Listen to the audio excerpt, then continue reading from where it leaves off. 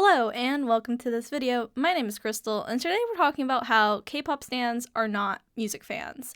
Now, when I'm talking about K-pop stans, I mean people who are general fans of the K-pop industry. These are people who are not specifically a fan of only one group. These are people who might jump around when it comes to liking groups, and people who like K-pop as a whole instead of individual groups. Now, the reason that these people are not music fans is because when they are entering this fandom space, they are not entering it with the intent to enjoy the music or talk about the music of the group. They're coming into space to engage with it as a K-pop fan. So that means talking about like the looks of the idols, the content that the idols produce. Very much idols act more like influencers than musicians. There's very much a focus on content and not much focus on music. Here's an observation I can share that kind of frames this conversation. In real life, I know a lot of people who like K-pop because obviously I talk about K-pop very openly, and even though I'm only a BTS army and I do enjoy TXT's music as well, I'm able to talk with a lot of different people about the industry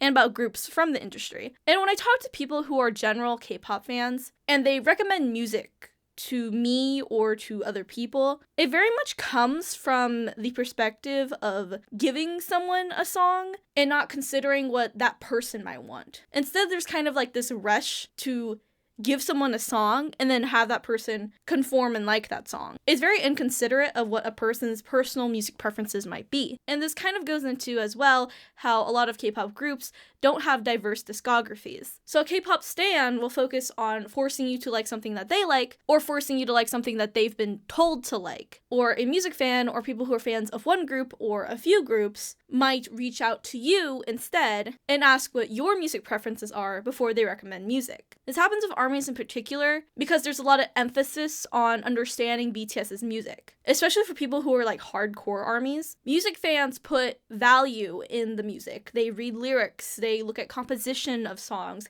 they look at background vocals, hidden vocals. Music fans delve into lyrics and music production. Music fans value the music, while all the idol and influencer stuff is additional to that. But many K-pop stans very much buy into this idea that's created by the industry to sell them things and influence them. So you might see a lot of K-pop idols who don't produce a lot of music, but instead are ambassadors for luxury brands or appear in a lot of advertisements. There's less focus on the production of music or even focus on a musical career, and instead a focus on being an influencer in some sort of way. And just to clarify as well, idols who don't make their own music can also be musicians. There's a lot of American musicians who also don't write lyrics or participate in the music production, but they still add their own touch to a song or their albums. And that does not disqualify them as musicians. But very much what K-pop idols do is that they're trying to sell you ideas. They're trying to sell you maybe a boyfriend or girlfriend idea,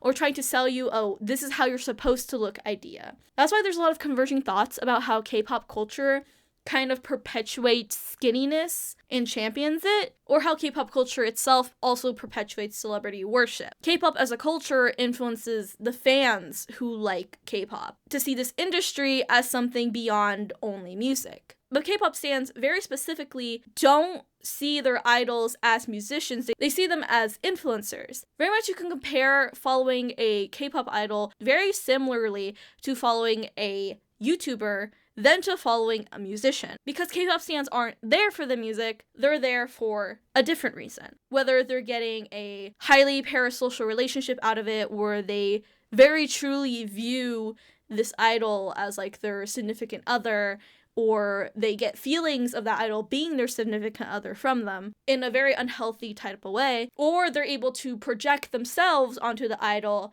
and wish for that idol's looks, wish for that idol's body, wish for that idol's personality. It's very much the idol industry is trying to sell you as a K-pop stan these ideas and influence you through them. That's what influencers do. They sell you ideas. They sell you products. It's important to understand that when it comes to K-pop, it's trying to sell you things beyond music. And that's true for all K-pop groups. But from my understanding, if you like only one K-pop group very intensely and are a fan of them, you very much circumvent this type of like influencer culture. But what I see from people who are like overall K-pop culture fans, they fall into this trap of being very focusedly influenced by K-pop culture to consume these ideas. And it's very interesting to see, especially from an ARMY perspective, where I'm someone who values the music a lot and is someone who's a fan of like one group. I'm able to kind of find a lot of joy in just enjoying the music and being content with that.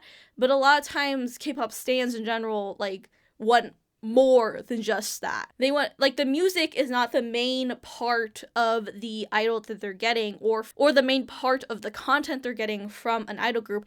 They want more than that. And I think this kind of creates like very hungry fans. And I think something really interesting to think about as well is the instance of Blackpink, where the company creates like starving fans and they purposely starve the fans for content by like not giving them music, by not giving them content, and by recycling content. And through this, it creates fans who get very desperate for content. And then when content does get released, they hold onto that very strongly. And it's one instance of a company influencing fan behavior. Another instance would be Netflix, and how in the past couple of years, they've released a lot of shows and then immediately cancel them even if they're doing well or just doing moderately well. This creates a viewer ecosystem where viewers are very much more wishy-washy towards shows and are less likely to get attached to them. Very much within the K-pop idol industry,